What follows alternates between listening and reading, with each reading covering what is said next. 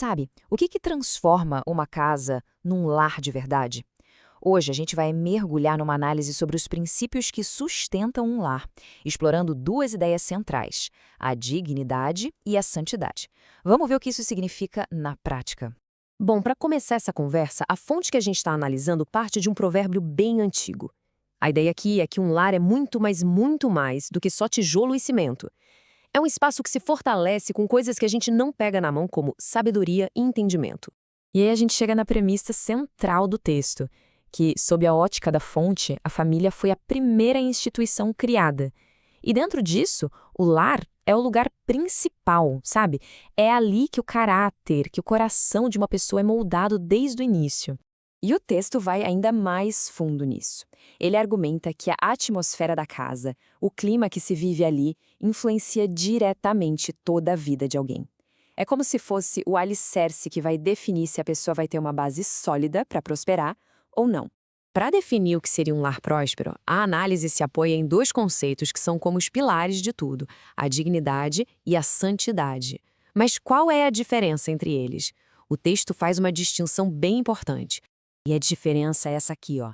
A dignidade, segundo o texto, tem a ver com o valor do lar, com o foco nas pessoas. É sobre ter ordem, criatividade, amor, paz. Já a santidade, bom, ela é um passo além. É a pureza de propósito, uma devoção espiritual que anda junto com o respeito e o valor que um dá para o outro na família. E para reforçar essa ideia, o autor usa essa citação da Alexandra Stoddard. É para mostrar que, na essência, o lar é o centro da nossa vida emocional. É o lugar onde o afeto tem que morar, tem que crescer. Ok, se o lar é o lugar do afeto, então o que o coração precisa encontrar ali para florescer de verdade, né? O texto argumenta que existem duas necessidades emocionais que são fundamentais.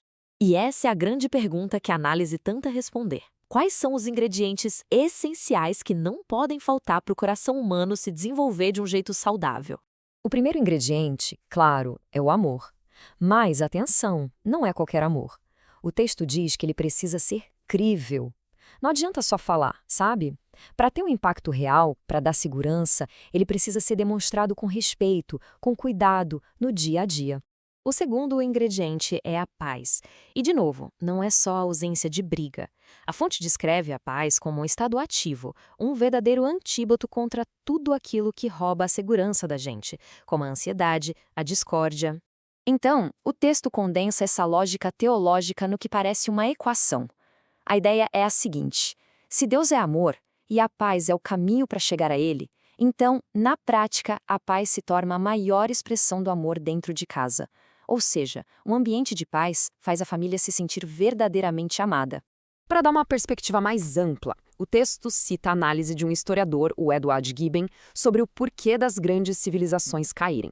Ele aponta 5 motivos, e esse gráfico já adianta qual ele considera o principal.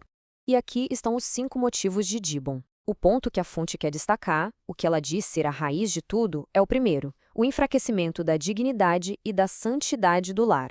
A ideia é que a saúde de uma sociedade inteira começa dentro de casa. Tá, mas se proteger o lar é tão crucial, como é que isso funciona na prática? É aí que o texto traz um conceito bem específico, uma palavra grega chamada oikoros, que dá às mulheres um papel central de guardiãs do lar. O termo é oikuros. Ele vem de oikos, que significa casa, e oros, que é guardar. Então seria a guardiã da casa. A função, segundo o texto, é zelar pela atmosfera do lar, pelo clima emocional e espiritual que se vive ali. E as responsabilidades desse papel são bem práticas, viu? Vão desde manter um tom de voz calmo e controlar as próprias reações, até criar uma rotina organizada e monitorar o ambiente, inclusive o que os filhos andam fazendo no mundo digital. Certo. Com toda essa base estabelecida, o que a gente faz com isso hoje? Agora a análise fica bem prática, dando conselhos para aplicar essas ideias nos desafios do dia a dia. Uma ferramenta sugerida é esse exercício de 4 passos. A ideia é simples, mas poderosa. Colocar no papel onde a família gasta o tempo e, do outro lado, quais são os valores que a família diz ter. Onde as listas não baterem, é um sinal de que precisa ter um ajuste para que a agenda reflita as prioridades. E, claro, não podia faltar a tecnologia, né? Que é um desafio enorme. O texto dá algumas diretrizes bem diretas, coisas como ter horário para usar telas, tirar os celulares dos quartos na hora de dormir e, principalmente, transparência total entre os pais. Essa citação ilustra uma ideia muito legal, a de que a nossa casa comunica uma mensagem. A organização, a atmosfera de um cômodo, tudo isso deveria ser um convite para a conexão, dizendo para quem entra: "Ei, você é bem-vindo aqui, sua presença é importante." No fim das contas, a grande mensagem do texto é essa: a essência de um lar não está nas coisas que a gente tem, está na intenção, na ação de usar o que se tem para criar, de propósito, um ambiente de paz e de amor. E para fechar, a análise nos deixa com essa pergunta para refletir. Com toda a correria e pressão do mundo de hoje, o que realmente é preciso para transformar nossa casa num verdadeiro refúgio? É uma boa pergunta, né? Fica aí para a gente pensar. Obrigada pela companhia.